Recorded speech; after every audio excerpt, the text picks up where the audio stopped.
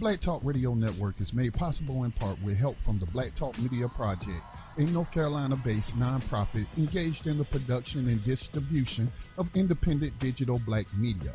Find out more by going to blacktalkradionetwork.com or blacktalkmediaproject.org and look for the menu tab, Crowdfunding Black Media.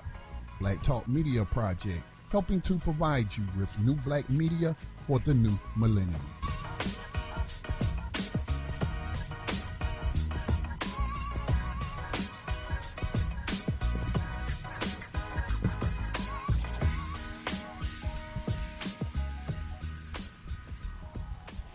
Hello and good evening and welcome to this broadcast of Black Talk Radio News. My name, of course, is Scotty Reed, broadcasting from behind the enemy lines of USA Inc. And that's been a long time. I guess you would call it a tagline for Black Talk Radio News since I launched it, in 2008.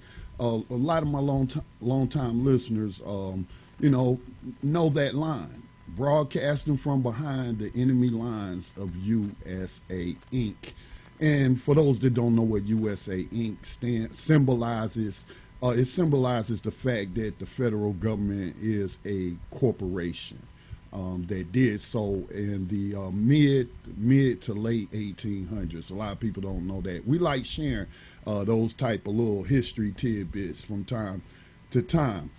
So before I get started, I will be going over some what's in the news, as one of my old broadcasting buddies used to say, what's in the news, and go over a couple of news items. Keep it here in the United States, although there's a lot of things going on around the world 24/7, but we'll keep it to a couple of stories within the United States. But then the main topic that I want to discuss is this journey that I began a week after George Floyd was murdered by police officers.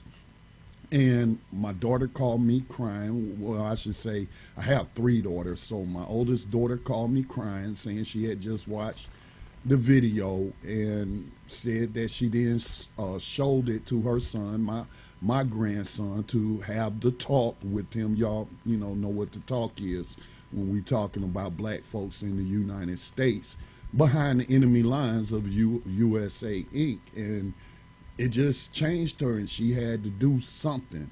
Now, again, I've been talking about these issues for years.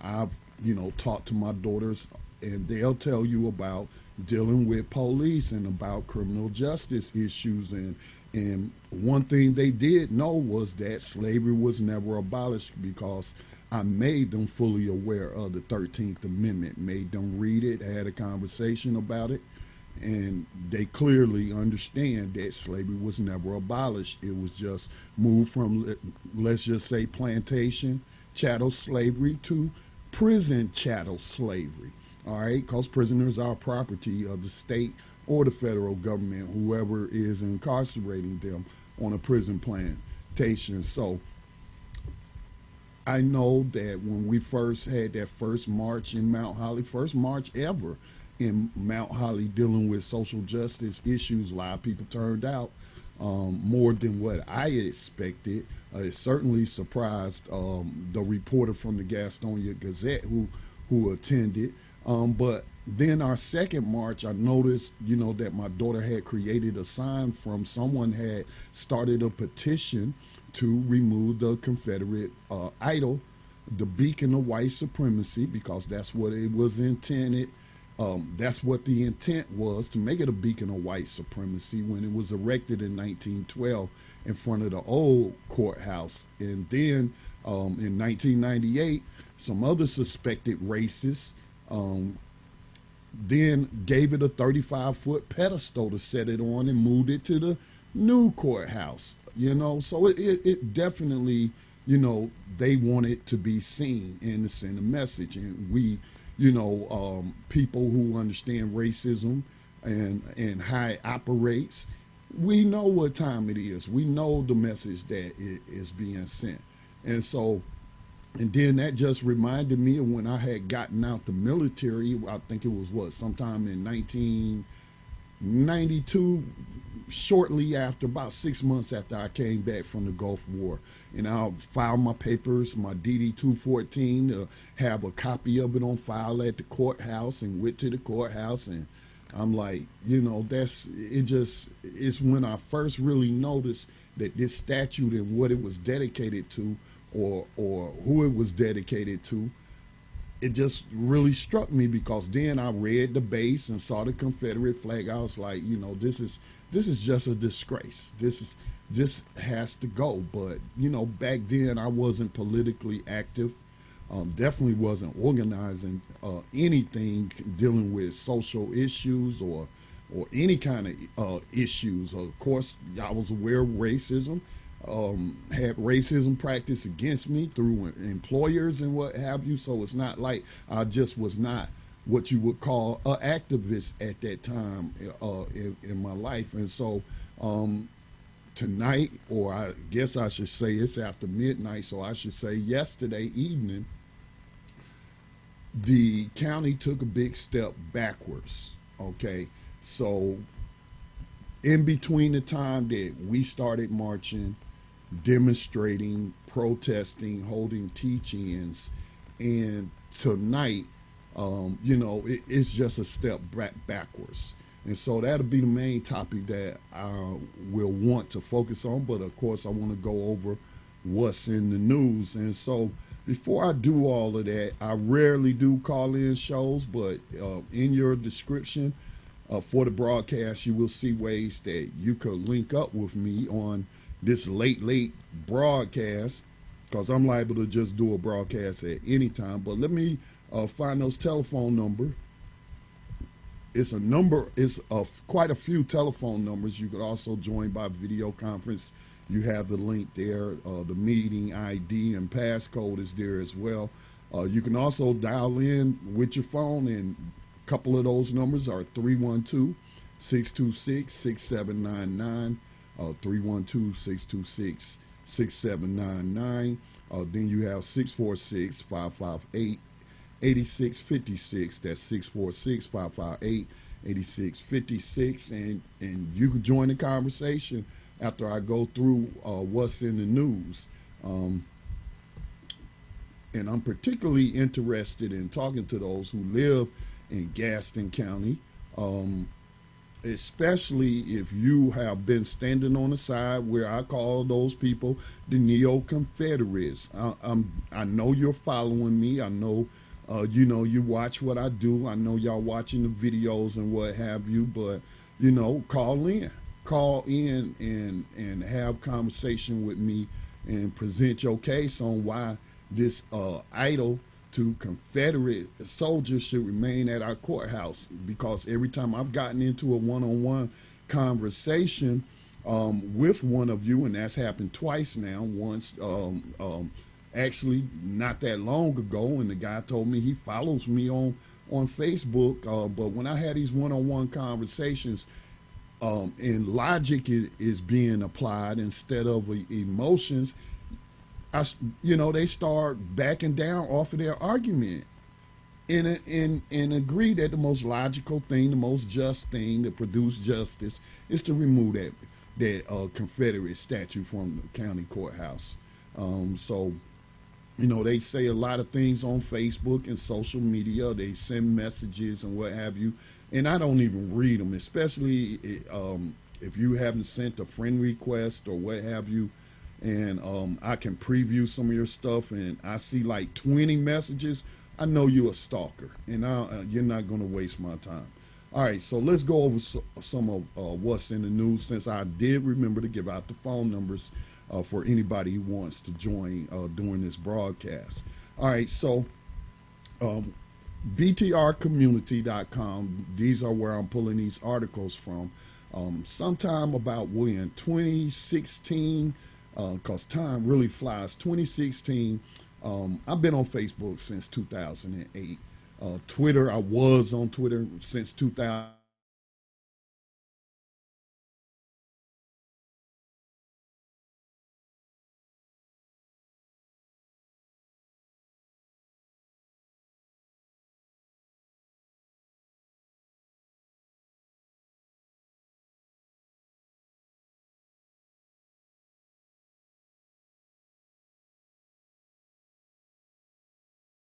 in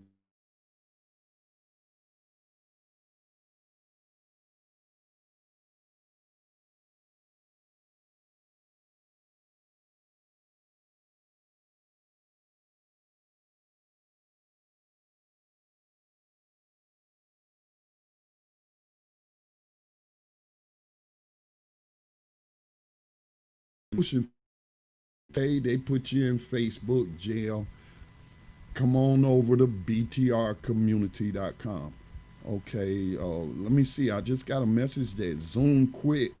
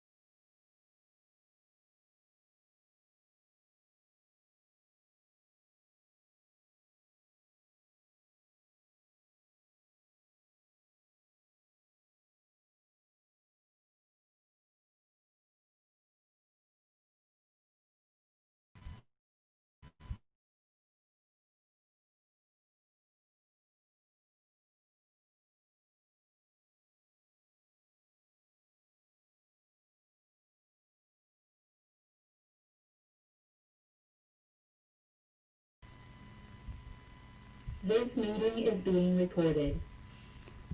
Okay, looks like I am back. Just had something go out on me. Okay, so now I'm in here twice. Just had problem with the software. Y'all give me a second. Let me see. Stop video on that. So it has me up here twice. And let me see if I can remove that. All right, it's gone away. All right, I'll straighten up. So let me get started on what's in the news. All right, what do we have in the news? California's on fire, in case y'all missed that. Hundreds of fires are being reported all across California. Says forcing tens of thousands of residents to flee. And then they're also facing blackouts, rolling blackouts. I think I read an article mentioned something about that. For those that don't know what a blackout is, that's when you just lose power for hours and what have you before the power comes back on. Problems with the electricity grid and what have you. And so California's on fire. It's really, really on fire. I can't think of California and fires without thinking about the prisoners whose labor has been used to fight those fires. Prison slaves. Let me just go ahead and use the word. Yes, prison slaves. We still have slaves in the United States because the United States never stopped practicing slavery. But California is basically on fire. And when I was like reading about the tens of thousands of people who have fled, and just adding on to the numbers of the homeless people here in the United States. The United States is deteriorating. It's just fast becoming what they call a third world country, even though that has colonialist, ties to that phrase. But it's becoming a land of the poor is what we should call it. Land of the poor. I mean, Dr. King tried to warn us. That's why he went on a poverty tour, but the greedy just kept, taking more from the many, and it's just not enough to sustain the U.S. population. All right, election news. I definitely have been out there trying to register people to vote. Not trying to, but I have been registering people to vote. Not as many as I would like, but I'm going to continue to register people to vote during this window that we have. More so to deal with local issues in Gaston County, and again also with the state government. And then what U.S. representatives, yes, it's an election year, and Donald Trump must go. I'm not even going to argue or debate with anybody about him or Joe Biden in the 1994 crime bill, because nobody can talk to me and school me on Joe Biden's record, because I school people on Joe Biden's record and have done so for a very long time.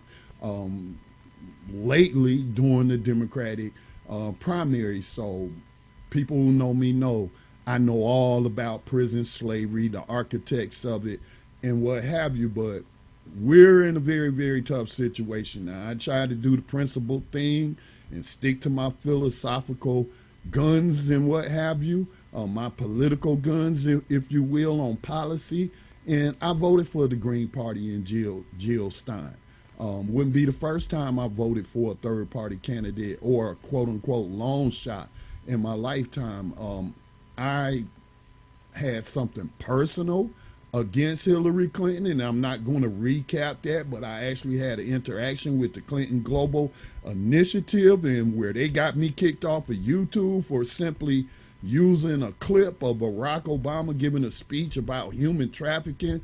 And then, you know, everybody does it. The mainstream media does it, where you take a short clip of somebody saying something and then you add commentary. And Barack Obama, he was president at the time, gave a speech on human trafficking at overseas at a Clinton Global Initiative, talking about human trafficking and slavery overseas. And obviously, I'm pointing out that Barack Obama, as a constitutional lawyer, I'm not going to call him a scholar, but a lawyer, knows that the 13th Amendment did not abolish slavery in the United States and did very little to address the issue. Did very, very little. Did the bare minimum. So you can't school me on Joe Biden. You can't school me on the Obama administration. You just can't. But you know what? Donald Trump is a racist. He also supports prison slavery. He also have given numerous speeches, especially when the audience is one of these police unions, like the one in New York, where he gave a speech and he was making a mockery out of police brutality, telling them, you know, when you put them in the car, it's okay if they hit their head, and I'm paraphrasing obviously, but you know, he was encouraging police brutality. You ain't got to believe me. It's in the record. It was on video. Okay, this man is a clear and present danger. Now, I was willing to take that chance on Donald Trump because I, again, had something personal against Hillary Clinton. And it was more than just what they did to get me suspended on YouTube unfairly, but it was also because of what they did to Libya and her being the main one who pushed for that war on it wasn't really a war because Congress didn't declare war, but pushed the Obama administration to wage war on Libya, all in support to liberate weapons, not people, from Gaddafi's government to give to those jihadist terrorists that they were using in Syria to try to overthrow the Syrian government. Okay, but what really got me was that interview she gave. It was aired on CBS. It was all pre-planned photo opportunity, and I'll never forget it. You know, seeing the brutal way that Muammar Gaddafi was killed by those jihadists, and I say jihadists knowing what that word means to right wingers and what have you. But in this case, these were actual jihadists, okay? And they fit the stereotype. And they they anally raped this man with a rifle and bayonet. I mean, just brutally murdered while screaming Allah Akbar, which means God is great. God didn't have nothing to do with that. Hillary Clinton did.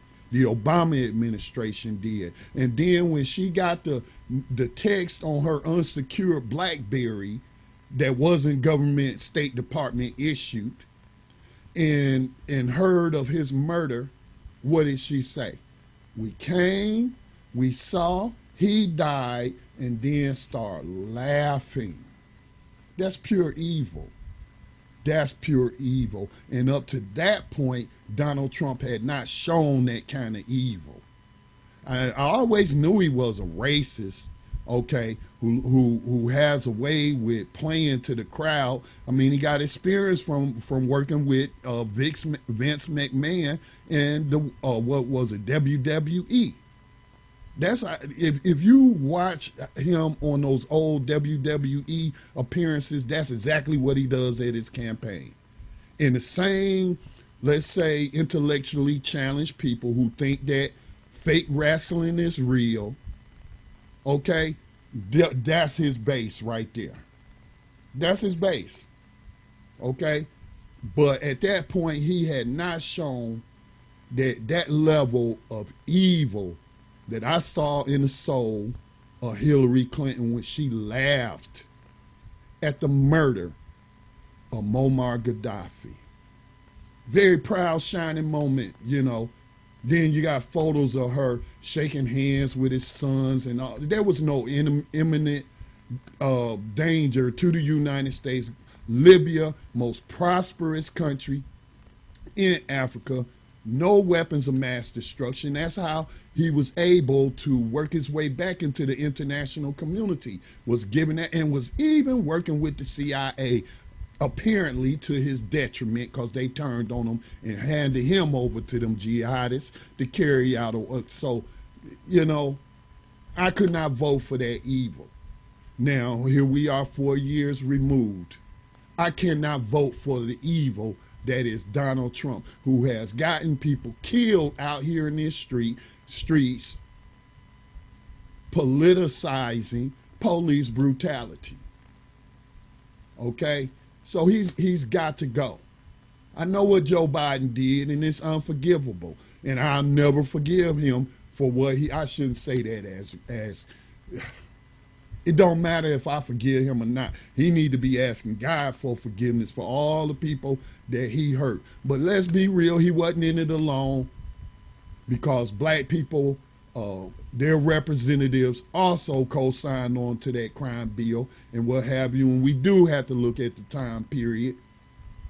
And it was a lot of economically challenged young people out there with no jobs, no direction, no hope, no future, who were shown a glamorized version of the drug life, street life, or what have you by Hollywood, the music industry, glorifying all of that, materializing, you know, everything. And they were out there wilding in them streets, and they was killing a lot of people. And yes, elderly black people was calling for that. Doesn't make it right. It was still wrong, but we also had to look at that time period. And it's not unlike today when we look at the killing that's going on, but that's neither here nor there. I know about Joe Biden. And I feel like Joe Biden can be controlled in his old age, and I do feel like he can be pushed on some issues. Already they have committed to ending private prisons, something that Obama should have did during his first administration that he didn't do to the last few months of his administration, meaning barring any future federal contracts for private prisons. And they took a dive on the stock market and almost was just finished by capitalism. But then came Donald Trump. They held on. Donald Trump pumped them full of billions and billions of billions or more dollars, caging children and their parents, and then taking these kids and giving them to foster places, who knows, probably practicing slavery on them kids. And it is all part of prison slavery. Donald Trump's a clear and present danger right now. Right now. And so I'm not even willing to debate anybody on that, okay? He's got to go. And so I'm forced to vote for Joe Biden and Kamala Harris and hope that, you know, they especially Kamala Harris, who came around on some progressive issues, and, you know, but Donald Trump's a clear and present danger. pushing Biden, Harris to the left, that's a battle down the road. Donald Trump is the battle right now because he's gotten people killed. Yeah, I blame these deaths on him, in part.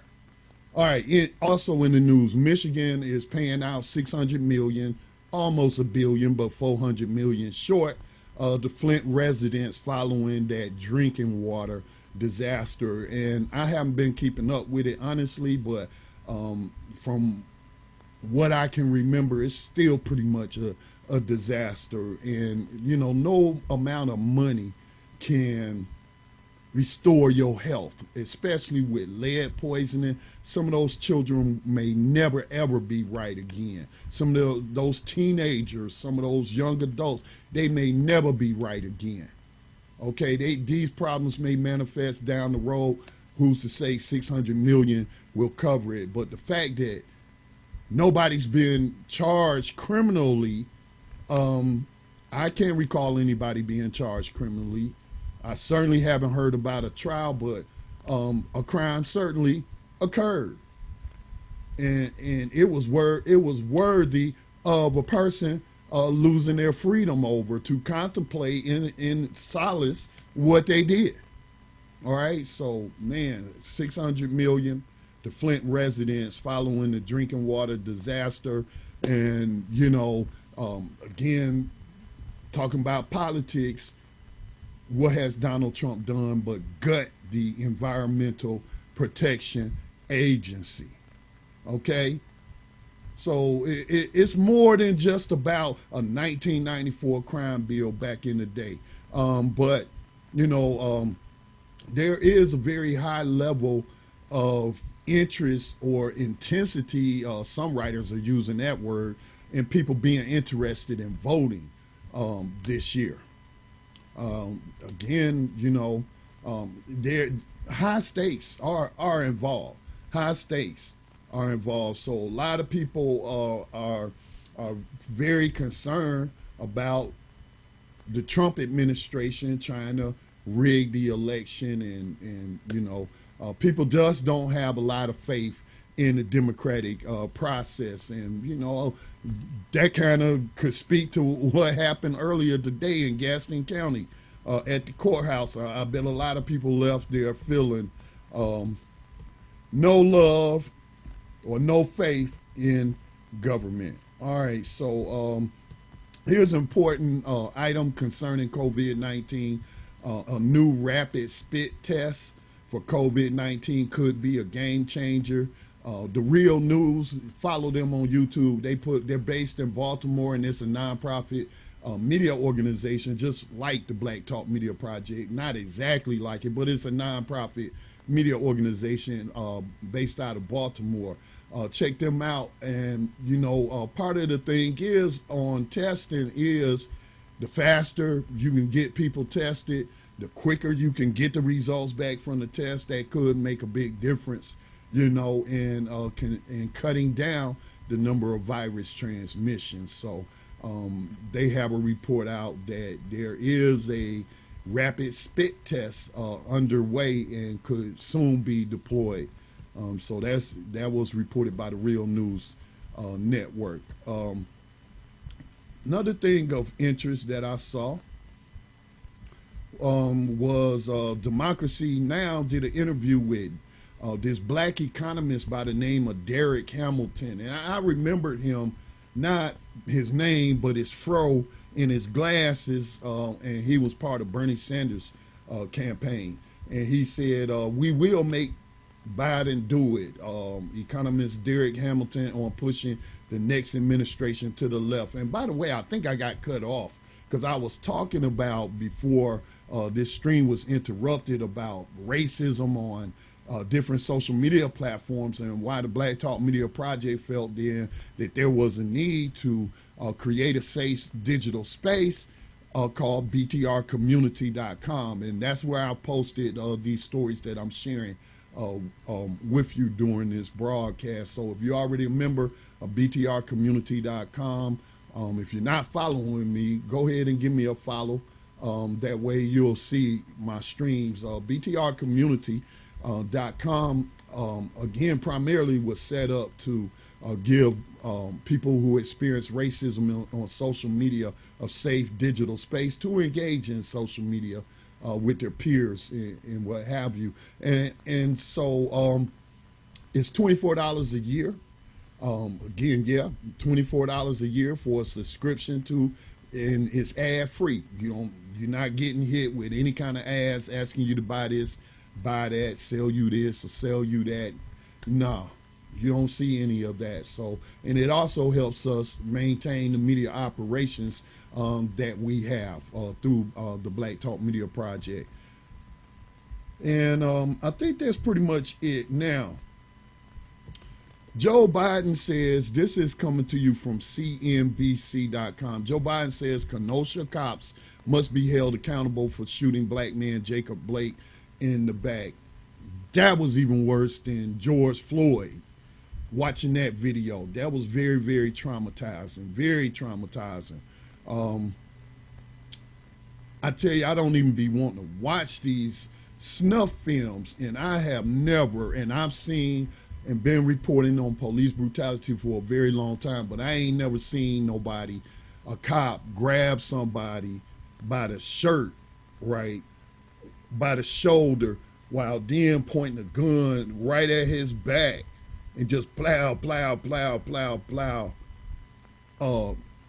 I don't know Mr. Blake, but somebody been praying for him, or he had been in prayer, because I tell you, I only know one other person to survive, and they weren't shot at close range like that. But I had an uncle who's passed away now who was shot 6 times in the back with a .357, and he survived it. They thought he was going to die, and he survived it. So Mr. Blake is still alive, but his father says, and his father's from Charlotte, North Carolina, says that he's paralyzed from the waist down. And my uncle, his left leg was paralyzed, but he still could walk around, but he had a brace, shot 6 times in the back. I just really, can't attribute why Mr. Blake's still alive, other than to the point of divine intervention. Because how that cop missed his heart, I mean, 1 shot to the heart, he would have been done. 2 shots to the heart, and it looked like he was aiming center mass, and somehow he missed the man's heart. So, wow, man. But that's horrific. That make you want to go out and burn down some stuff. That make you want to go out and hurt people. It really, really do. I feel the pain of these young people. How many hundreds of videos do we have to see of, these blatant, just obvious murders, and in this case attempted murders, and they just continue to just get paid vacation for a time, and then next thing you know, they on the job again. So this is an issue. Martin Luther King said once, talked about, I fear that I've integrated black people into a burning house. A lot of people got that twisted. Well, and Harry Belafonte years later, matter of fact, sometime in 2018, in an interview on NPR, said what Dr. King was talking about. And what Dr. King was talking about is that these white folks that's in power is not going to stop practicing racism, institutional racism. They're not going to stop neglecting the poor in the middle class. They're going to continue to send these people off to these unnecessary wars and get them killed, and people gonna burn it down. People gonna get tired and they gonna burn it down. I'm telling you, man, Dr. King was a prophet, man. He might have been prophesizing that, hey, America's downfall is all of its city and capital is going to be burnt down to the ground because people can't practice justice. People won't stop practicing racism. So that's the last news story that I want to share with you on that. Let me go ahead and check my stream right quick. I'm going to take a quick commercial break. And then when I come back, I will check the phone lines. Again, the telephone numbers are in the description. I did have an issue with the broadcast earlier, but hopefully it picked right back up where it left off. But I'm going to take a short break. And then when I come back, we'll jump into what just happened yesterday evening here in Gaston County for those that's been keeping up with my participation in local organizing to get a neo-confederate beacon of white supremacy removed from our county courthouse, something that's going on all over the country, and it's not like this isn't the first time this monument has been an issue in our county. All right, so you're listening to Black Talk Radio News, part of the Black Talk Radio Network and Gaston County Community Talk. I'll be right back on the other side.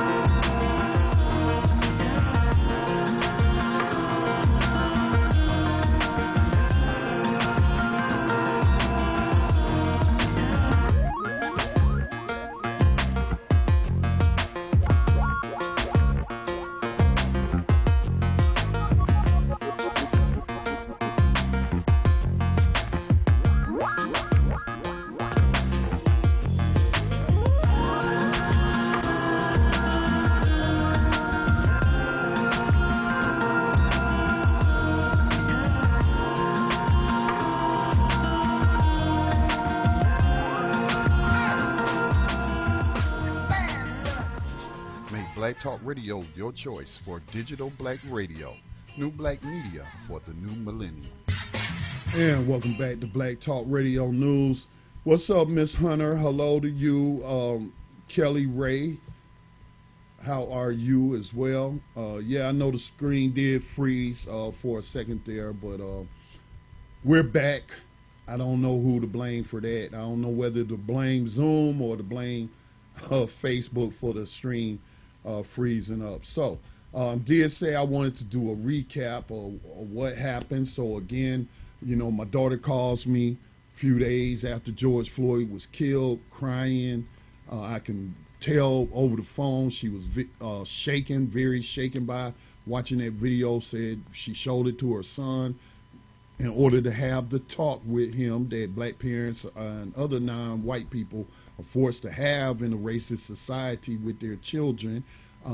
She wanted to do something more than just have the talk and became an organizer basically overnight. But obviously I was there, and I was able to take that journey with her, and she didn't have to go out there alone to find a mentor or someone, to try to bounce ideals off of, and what you should do and what you shouldn't do, and just everything that goes in to organizing, all the considerations, because you call yourself an organizer, that means, people have put their faith and their trust in you, that you're not going to get them out in a situation that could cost them their life unless they know ahead of time and they agree to put their life on the line. So part of the protest and march against police brutality in Gaston County, also, again, this has been an issue in previous years, the issue of the Confederate idol to white supremacy at the county courthouse was brought up. The county commission, the county board of commissioners, decided to create a council of understanding. 6 people that was for removing the monument from the courthouse, 6 people that was for keeping it there. That sounds like a recipe for what do they call that? A hung jury to me. Oh, if it's 6-6 at the end of the day, then nothing, was accomplished and what have you. But to my surprise, one of the people who were originally for keeping the monument there voted to move it after getting educated by other members of the council. And it just happens to be that this individual was a Cuban immigrant, not from Gaston County, not born in the United States. And I just thought how you couldn't even have a more objective person. So obviously, you know, right-wing leaning people thought that he would automatically be on their side, or I don't know what was going on there. You can kind of pick up on that in some of the comments that was made, but ultimately he voted to remove it. So you had a vote of 7-5 to remove it. So then you had more motions or resolutions that were produced by the commission. One was to keep it there against the recommendation of the Council of Understanding, which was made up by Gaston County residents. That got defeated 5-2. So 5 thought that the statute should be removed.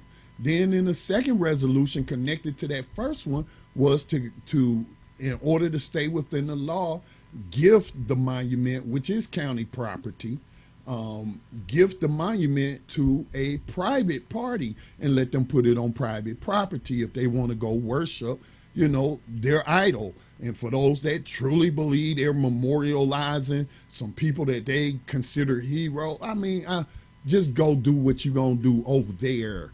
Not here at the courthouse. This ain't a graveyard. Ain't none of your ancestors buried there at the courthouse. And this isn't a museum.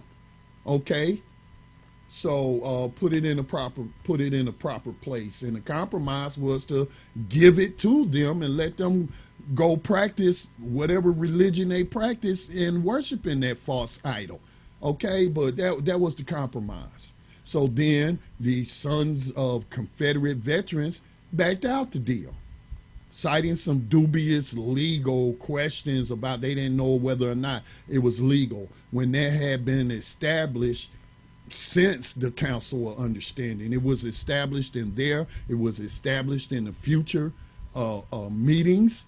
That was never a question. So a lot of people, and I would say most people, believe that the Sons of Confederate Veterans were never acting in good faith.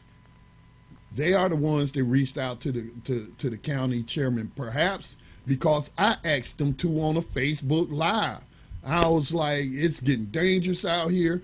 People want to destroy it. If you don't want to destroy it, I'm telling you, you need to take this thing, ask them for it. Apparently they asked them for it, reached out to them, and that's how we came to this resolution to resolve the situation by gifting it to the neo-confederates. All right. So they back out the deal, and then we find out Friday that Chad Brown and Jack Brown, 2 commissioners that voted in the who lost the vote in the 5-2 motion to keep it at the courthouse. These 2 offer a resolution to revoke the deal with the Sons of Confederate Veterans and then also keep the monument there. And that passed tonight 5-3. Was it 5? No, it was 4-3. 4-3. 4-3. I also discussed it, man. I tell you, I did turn in the petition, almost 200 signatures from those who signed the petition that I had put out earlier, urging these commissioners to vote no on that resolution. So only 3 of them voted no, and so 4 is the majority. And so, but this ain't the end of it. This is not the end of it. Okay, it is certainly not the end of it. And I had to leave because I was angry and I might have said something, and I just needed to get away from there. Okay, I needed to get away from there. That frustration was setting in, so I left. All right, so I don't know where we are right now. I will be making some phone calls tomorrow to some commissioners or emailing them and finding out what's up next. Because after I left out, some people who stayed and you know also signed up to speak. Once me and my daughter left, after she got through speaking to the commissioners and expressing her disgust with them from going back on the spirit of what the prior resolutions were about, I read on Facebook people making comments about Tracy Fieldbeck, the chairman, saying this isn't the end of it. We can still do this. We can still do that again. I wasn't in the room. I don't know. But when I say it isn't the end of it, I'm speaking for me. And so it's not going to be the end of it. And I'm not going to speculate about what my next moves are going to be. But just know that there are some moves going to be made. And I do support continued protesting at the county courthouse and just keeping that public pressure on. All right. So that's what's been going on. Let me check my board. All right. But I did meet a guy. Before I close out, a couple of observations there. There's a guy there named Will Grice, a black man who spoke up very angrily. He signed up to speak. He had been at a couple. I had never seen him. We never, locked eyes. But I had been told he was out there. And I was like, Will Grice, I know some Grices. And I didn't really see him till tonight when he got up in the commissioners meeting, doing the public comment section. And he got up there angrily spouting fake history, talking about 300,000 black men fought for the Confederacy. Man, it may not even have been 300,000 men in the Confederacy. It's neither here nor there. But for him to get up there and say some stuff like that, obviously not true, in defense of idol to white supremacy that is documented in the dedication speech, that is documented in the newspapers of the time during 1912. And for him, man, I tell you, man, he made me so angry. I had to leave, man. I had to leave. I think he spoke before me, and that might have been the reason I was still there. But I know this man. I've known this man ever since my mother moved us back here from Detroit, Michigan, all right, where I was raised from the age 2 up until I was 12 years old, came down here. I think I met him I was 13 years old down at my cousin's house because he's kin to some of my cousins by their mother, and I'm kin to my cousins by their deceased father, who would have been my uncle and what have you. So, we all sitting around and doing things and hanging out and whatnot. And I hear this guy, talking about this, that, and the other. But I hadn't seen him in probably over 10 or 20 years. He lives in Charlotte now, but he came all the way from Charlotte to come to Gaston County I'm trying to keep my language acceptable here for a family, broadcast, but to act in the way that he act and to be ignorant with his comments and act like it wasn't racism. And then he wants to talk about Anthony Bottoms. I've been knew about Anthony Bottoms, all right, who was a black slaver, all right. And yes, I have read about 4, maybe at the most 4 black men who enslaved black people in the United States or during the colonial period, all right?